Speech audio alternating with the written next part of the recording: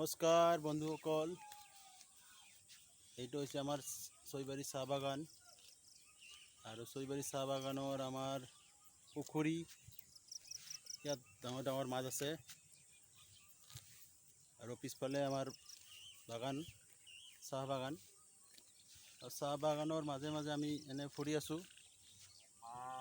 এই ল'ৰাটো এইবাৰ আমাৰ ফাৰ্ষ্ট ডিভিজন মাৰিছে, এটা লেটাৰ লৈ সংস্কৃতত লেটাৰ পাইছে।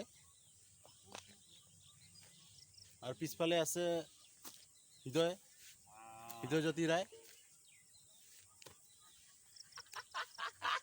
ইয়াৰ নাম হৈছে নৱজ্যোতি ৰায়। ইও দিব, কাৰোবাৰ মেট্ৰিক দিব। পুখুৰীৰ ইফালে আছিল আমাৰ এটা ইট ভাটা, এতিয়া বন্ধ হৈছে ইট ভাটাটো। এইবিলাক শালগছ,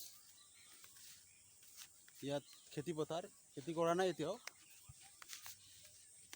মানে ইয়াত পানী জমা হয়, সেইকাৰণে পিছত কৰে লাষ্টৰ ফালে।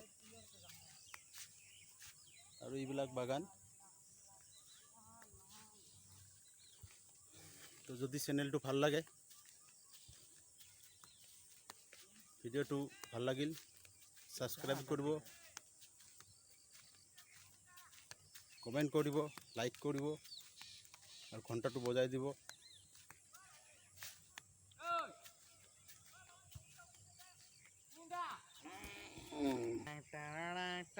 এটা যে পুল, বহুত পুৰণা পুল আমাৰ ইয়াৰে আমি গৈছিলোঁ স্কুল। এইফালে আমাৰ স্কুল আছে, স্কুলত গৈছিলোঁ সৰুতে। ভয় লাগে পাৰ হ'বলৈ।